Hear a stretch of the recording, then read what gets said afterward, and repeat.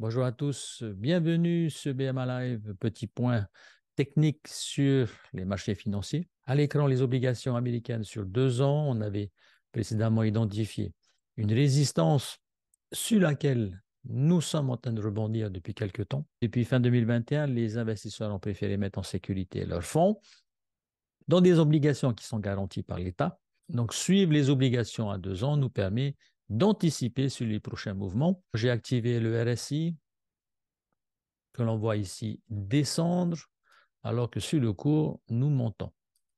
Résultat, divergence baissière et donc risque plus important de voir les obligations corriger à court terme, ce qui serait pour le coup bénéfique pour les actifs. Donc attention à un rebond et peut-être puissant du marché des actions à court terme. Sur Bitcoin, lorsque nous étions dans cette zone, je vous avais enregistré une vidéo que je vous repasse tout de suite.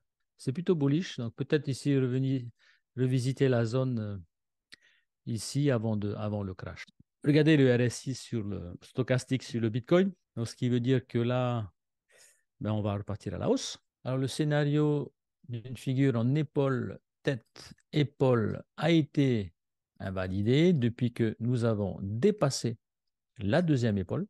En daily, nous sommes dans une zone de surchauffe sur le RSI, donc ce qui laisse beaucoup plus de probabilité au cours de corriger dans les prochains jours, voire dans les prochaines semaines.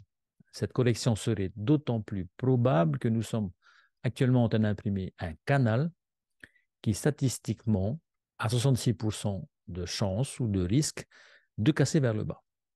On l'avait vécu précédemment ici à une échelle plus petite. On l'avait également vécu ici au cours des 2 dernières années. Celui-ci est d'une taille géante, ce qui continue à me laisser penser qu'un crack puissant est à venir. Est-ce que pour autant le cours du Bitcoin pourrait arrêter sa montée? Non. En activant ici le retracement de Fibonacci, la zone de demi-tour se situe entre les 50 et les 61%. Et donc Bitcoin pourrait aller chercher les 44 000 $ avant de rechuter. Il imprimerait ainsi une figure en ABC qui montrerait ici que cette phase que nous vivons actuellement et depuis début janvier ne fait qu'annoncer la poursuite d'un mouvement baissier qui nous amènerait certainement sous le dernier niveau des 15 000 au moment de la récession américaine. À noter également qu'à la veille du halving du Bitcoin, c'est-à-dire la date à partir de laquelle la rémunération des mineurs sera divisée par 2, historiquement, Bitcoin a toujours craqué avant de repartir à la hausse et imprimer un bull run. Voyons si l'histoire va se répéter à nouveau. Sur Cardano, j'avais précédemment là également partagé les signes d'un rebond.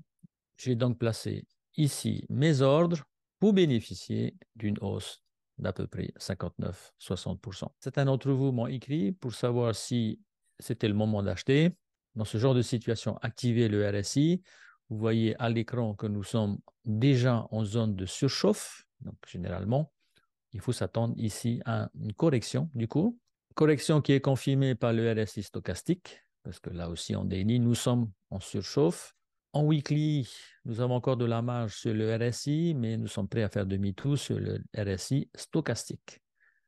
Donc attention au FOMO, attention à la peur de rater l'occasion, de rater la fusée. Il aurait fallu monter ici. Il se peut que Cardano aille plus haut.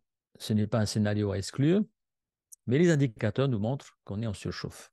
Pour ceux qui veulent entrer sur ce marché crypto, voire celui des actions, retenez que le cost average, c'est-à-dire étaler ses achats sur la durée, permet d'obtenir une meilleure moyenne et garantit des meilleures performances à long terme. À l'écran, la dominance Bitcoin. Depuis quelques jours, on assiste à un réveil des altcoins, ce qui a fait corriger la dominance Bitcoin. Ethereum s'est d'ailleurs réveillé avec plus de 40% de hausse, une performance moins importante que celle de Cardano qui a imprimé, je vous rappelle, plus 60%. Retenez simplement que historiquement, Ethereum a souvent été le dernier à se réveiller, et donc ce qui veut dire que ce mouvement haussier touche à sa fin. Ouais, les amis, j'espère que ce point vous a plu. À très vite pour le prochain. Merci. Ciao, ciao.